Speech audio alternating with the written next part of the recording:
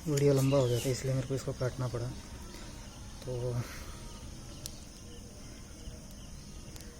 जब मैंने पूरी तरह से अपनी मेंटल इलनेस से ओवरकम किया तो उसके बाद मैंने डिप्रेशन, मेंटल इलनेस या मेंटल डिसऑर्डर की जितनी बीमारियां हैं या फिर माइंड से रिलेटेड जितनी भी प्रॉब्लम्स हैं उनको 3 स्टेजेस में तोड़ा। पहला जो स्टेज है वो है जब आपको आपके घर वालों के बोलने पे या फिर आपके दोस्तों के बोलने पे या फिर आपके आसपास के लोग आपको ताने मारते हैं और आप पूरा दिन बैठकर सोचते हो कि यार मैं ऐसा क्यों हूँ, मैं बुरा क्यों। तो वहाँ पे आपको अपनी थिंकिंग को चेंज करना पड़ता है। ये स्टार्टिंग स्टेज होती है जब आप किसी मेंटल इलनेस का शिकार हो रहे हो।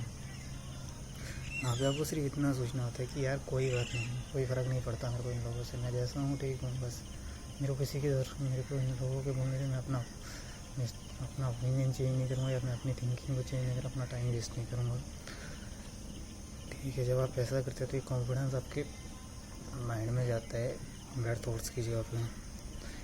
उसके बाद आप किसी से बहुत सारा एक्सपेक्टेशन कर रहे हो, आप कंटिन्यूसली उसके लिए कुछ कर रहे हो, बट सामने से रिस्पॉन्स नेगेटिव मिल रहा है, आपको कोई रिस्पॉन्स नहीं दिया जा रहा है। तो ऐसे में आपको उसके लिए जो चीज़ें कर रहे हो वो करना रोकना पड़ता है। ठीक है, और अपने आप कोई कॉन्फिडेंस देना पड़ता है, अपने आप को कॉन्फिडेंस बिल्ड करना पड़ता है। कोई बात नहीं, इसके लिए मैंने इतना किया तो इसने मेरे लिए, अगर ये मेरे लिए कुछ नहीं कर रहा है तो कोई प्रॉब्लम नहीं है, मेरे को इसकी ज़रूरत नहीं है।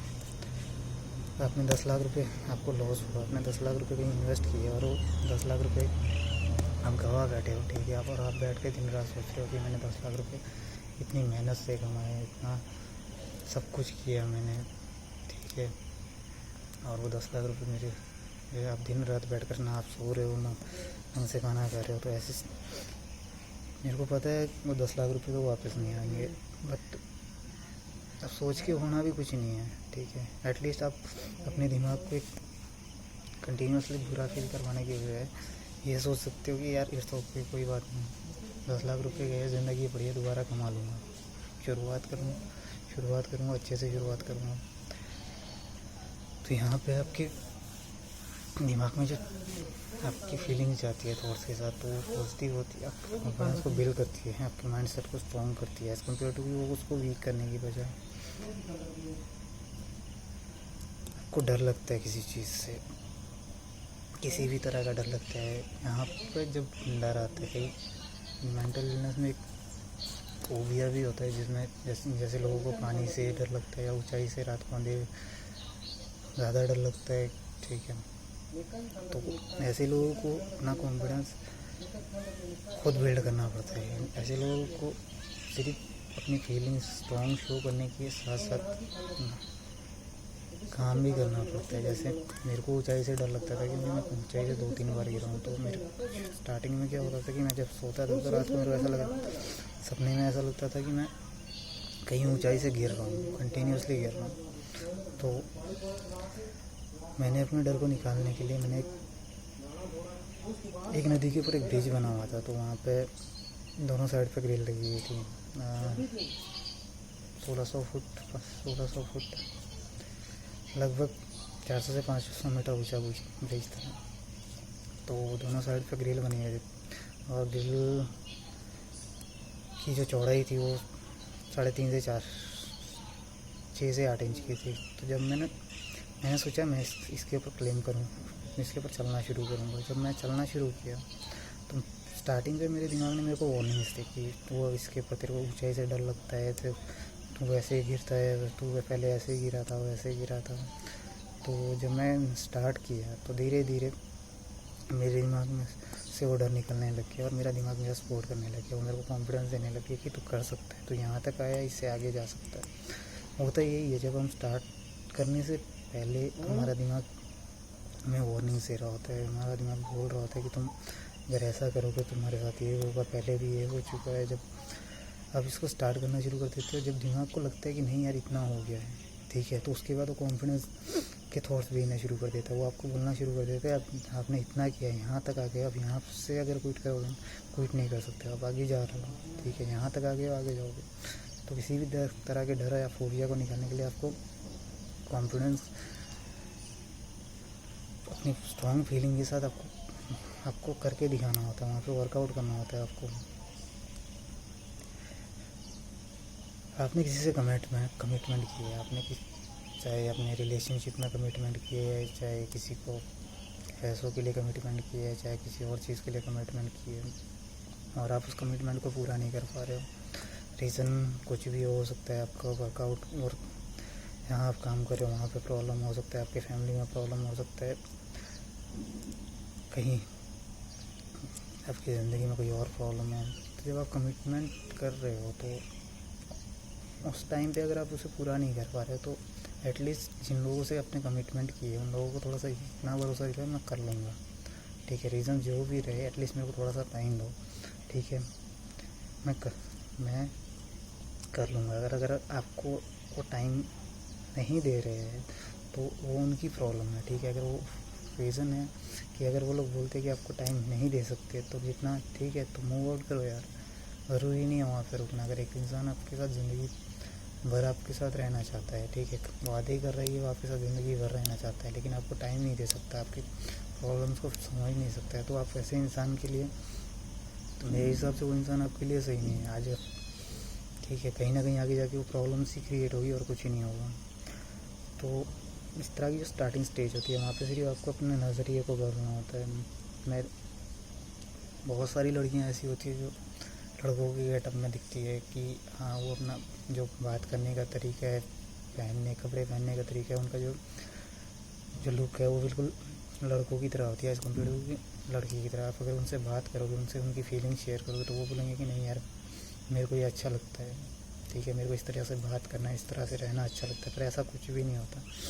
रीज़न जो होता है, एक्चुअल जो रीज़न होता है वो बचपन से उनके पेरेंट्स को लड़का चाहिए होता है और बचपन से उनको बताने दिए गए होते हैं कि हाँ भी हमें लड़का चाहिए था। बात में उनको ये रियलाइज़ करवाया जाता है। तो वो क्या करते हैं, वो कोशिश करते हैं कि उनका अटेंशन पाने के लिए खुद को उस गेटअप में डालना या फिर उस पर डालना। यहाँ पे अगर वही लड़की, सेम लड़की ये सोचे कि मेरे को कोई फ़र्क नहीं पड़ता, ठीक है, एटलीस्ट जैसे मैं पैदा हुई हूँ वैसे ठीक हूँ, एटलीस्ट मेरे घर वाले अगर मेरे को नहीं समझ रहे, ठीक है, दोनों साइड में कुछ ना कुछ करना पड़ता है। वहाँ पे आप, ठीक है, आप अपने पूरी खुशियों को मार के, अपनी इच्छाओं को मार के एक लड़के का गेटअप ले रहे हो, और दूसरे साइड में अगर आप एक लड़की बनकर ही एक पॉजिटिव वे पे काम करो, सोचो कि नहीं यार मैं कुछ, ठीक है, एक अच्छी जॉब या फिर एक अच्छी पोस्ट पे पहुँच कर दिखाऊंगी, और तब शायद ही लोगों को समझ में आएगा, तब शायद ये लोग मेरी फीलिंग्स की केयर करेंगे, मेरे को केयर करेंगे। आज कोई प्रॉब्लम नहीं है, लोग साथ तो रह रहे हैं ना। ये सिर्फ आपके सोचने का एक तरीका होता है जिसको आपको चेंज करना होता है। सेकंड जो मैंने डिप्रेशन को वो किया था, जो सेकंड स्टेज डिप्रेशन की, आप कंटिन्यूसली सैड रह रहे हो, एक कमरे में बंद रह रहे हो, आपने सोशल मीडिया या फिर अपने दोस्तों से कट ऑफ कर लिया है, मोबाइल फ़ोन का यूज़ नहीं कर रहे हो, किसी से बात नहीं करना चाहते हो, अकेले रहना चाहते हो। तो अभी इस स्टेज में जब इंसान पहुंचता है तो इस स्टेज में इंसान के हाथ में इतना होता है कि दिमाग जो है पूरी तरह से आउट नहीं होता है, मतलब दिमाग पूरी तरह से आपके कंट्रोल से बाहर नहीं वो होता है। तो इस स्टेज में, और इसकी जो लास्ट स्टेज है डिप्रेशन की, जहाँ पर जो लोग मेडिसिन ले रहे हैं कंटिन्यूसली, जिनको 5 साल से 7 साल हो गए हैं या फिर बहुत लंबा टाइम हो गया है मेडिसिन लेते हुए, और जो लोग विदाउट मेडिसिन ऐसी स्टेज पर पहुँच गए जिनको कोई होप नहीं नज़र आ रही है, कि उनको कोई होप नज़र नहीं आ रही है, कि उनको कुछ समझ में नहीं आ रहा है कि ज़िंदगी में क्या हो रहा है, क्यों हो रहा है, ठीक है। वो लोगों ने मतलब अब डिसाइड कर चुके हैं कि अब वो अब ज़िंदगी नहीं चाहिए, उनकी इतना ज़्यादा फ्रस्ट्रेटेड हो चुकी है चीज़ों से कि उनके पास कोई ऑप्शन नज़र नहीं आ रहा। तो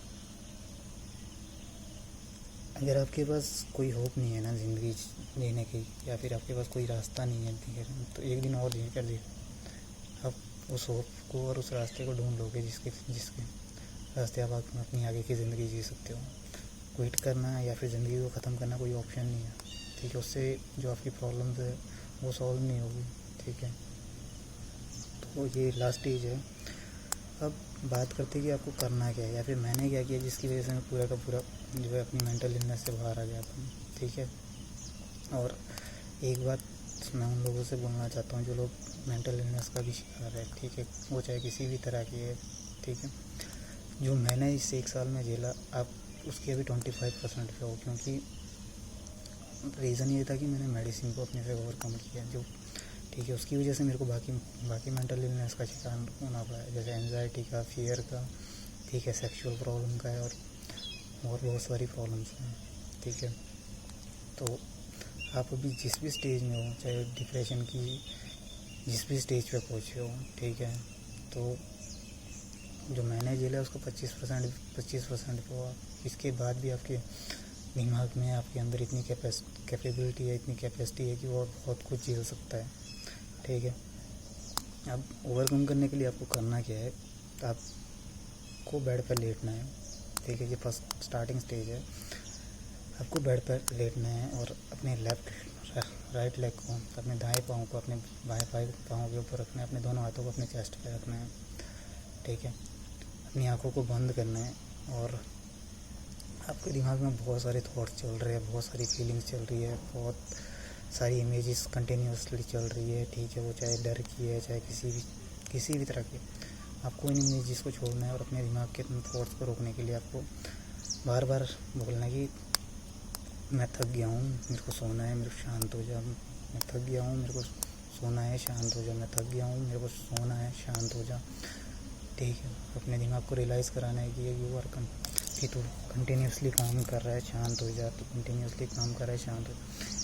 आपको 1 घंटे तक कंटिन्यू लेटे हुए ऐसा करना है कि आपको ये कंटिन्यूस नहीं बोलना है, ठीक है। जब आप 1 घंटा इसको करोगे तो उसके बाद आपको कुछ नहीं करना है।